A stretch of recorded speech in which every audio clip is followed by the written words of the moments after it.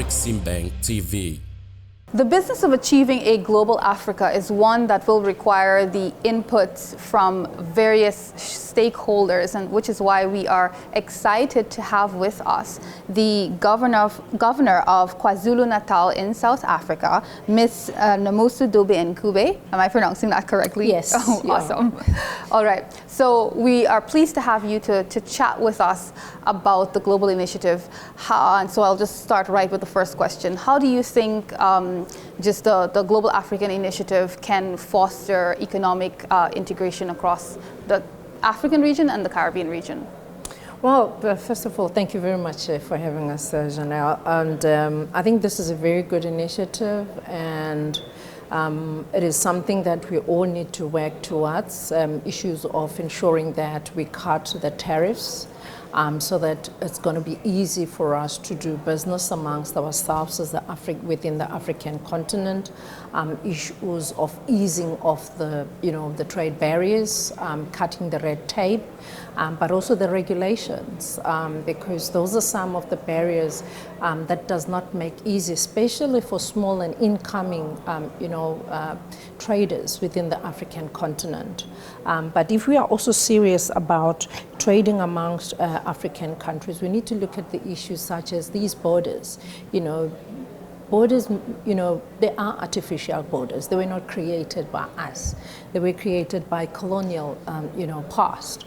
And we need to understand that those were created so that we can be divided, so that we are not strong as African countries. So how do we now make sure that we do away with such borders so that we strengthen ourselves? Because in our numbers, in our sheer numbers, in our sheer, expertise, we can do a lot as Africans. Okay. When we're having that conversation, I'm interested to understand how that flies with other African leaders, because this is a really important conversation that has to be had, and one that has to do away with decades of what we believe to be our reality. So how does that unfold for you when you're having those conversations with other leaders about breaking those barriers and those borders that were created not by us but? Well, it goes very well, especially now that we are here, within with the Caribbean continent. We've got the Africa, diaspora everywhere around the world, and we need to take a conscious decisions as Africans that we trade amongst ourselves, amongst the diaspora, wherever we are. How is it that when we've got even the U.S. trade agreement that we have, but who are the most beneficiaries of that? It's not the African brothers and sisters. It's even in South Africa, we've been questioning the same thing. That we've been fighting so much for the U.S., to extend that agreement, but we're not going to be the beneficiaries in Africa.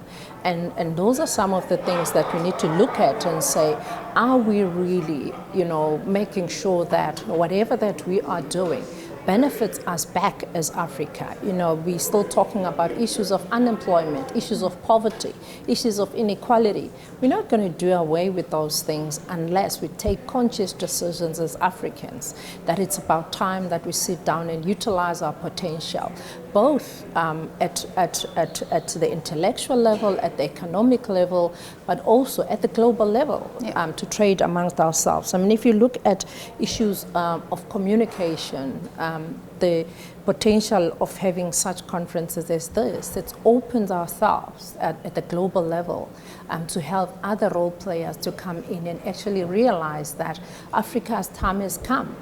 Africa is open for business, and this is time for us then as Africans as well to take those opportunities, but not for other people, for ourselves. Yeah, you mentioned putting in place the appropriate regulatory framework and removing trade barriers. What other initiatives do you think that government or actions that governments can take to enable the whole idea of a global Africa? Governments must make sure that there are proper regulations that do away with some of that red tape that does not allow that free trade agreement or free trade of free movement of goods. Government must also make sure that the institutions that are set up are the institutions that are not further extending, the bureaucracy, but they are institutions that are further easing making or doing business amongst ourselves as Africa. But also the infrastructure. Government must make sure that there is infrastructure, so that roads infrastructure, so that logistics, it's easy for us to trade, amongst ourselves. I mean, if you look at ourselves, in KwaZulu Natal, for instance, we are borders with Lesotho, we borders with Mozambique, we borders with Swaziland, and we need to make sure that transportation systems amongst in and around those African countries is easy, because we've got the two largest ports, and we cannot, afford that there's port congestion. We cannot afford that there's bureaucracy in the port, so that it then impacts on those African countries as well to do business with other, people around the world. Yeah. So those are some of the things that we need to be looking at as government to say, how do we make it easy for those businesses, especially African businesses or within and between Africa? How do we make it easy for us to trade? Yeah. All right. So, taking it a next step further now, what are some of the positive changes that you expect to see once we are able to do some of this that you've identified? Well, most of the positive change that I'm expecting to see is to see we start counting numbers of businesses that are sustainable, the number of businesses that flourish, the number of businesses that begin really to trade, using the Africa Free Trade area that we have. I make mention in my speech that we had one of the biggest, ship that started moving goods from South Africa to our neighboring and other countries in Africa. And that needs not to stop. We need to make sure that that momentum, gain, its own a higher impetus instead of making a stop and go kind of a situation. And I'm expecting that from there's going to be many entrepreneurs that will then take advantage of filling those containers, to fill those ships, to move around, to move goods around the world, not just within the African continent, but to utilize those kind of, free Africa trade agreements so that we can move the trades. And for me, that will mean poverty. We are doing something about poverty. It will mean we're doing something about unemployment. Mm-hmm. But it will also mean that we're doing something about young people who also want to come in as entrepreneurs, as small and medium businesses, to come in and realize that actually, we have our forefathers, you've got your Kwame Nkrumahs, you've got the Mandelas that lay the foundation for us. It's about time that this generation of ours make things happen, so that the generations that are coming before us, they can understand that we were able to move the needle, as it were. And what a better way than, as we can see, Professor Orama, he's done tremendous work. We can see from the Secretariat of the AfCFTA, we can see the work that they are doing. We can see the movement that is happening, how the African countries are signing the free trade area agreements. But how are we then utilizing that so that it can gain momentum, but also it can make rands and cents, because at the end of the day, it must make business sense for those businesses to flourish. Yeah, absolutely. Just in closing, in the context of this event that we're having right now, what do you perceive as a win, a takeaway? Because we're doing a lot of work setting the foundation, having the right conversations that the generation that you talked about can pick up. So for you, what would be a tangible win coming out of these discussions?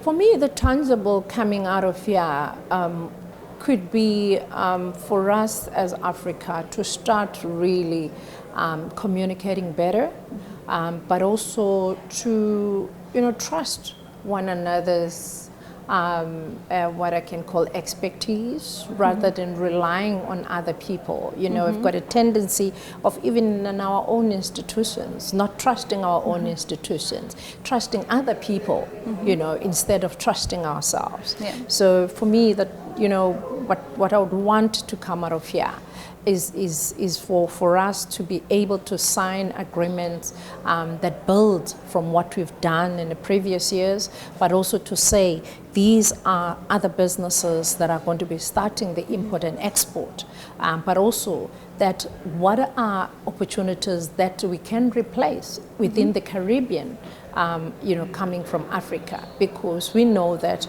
this is an island and they rely a lot on imports. How are we taking advantage of that? And for me, then the takeaways will be, we will have, you know, goods that will be coming from Africa, taking space within the Caribbean, arising from this conference. Okay, very important observations and expectations. Thank you very much again for joining us. Thank you very much. Thank you. This is Afreximbank TV. We are broadcasting from the Bahamas at the annual meetings of the Afreximbank.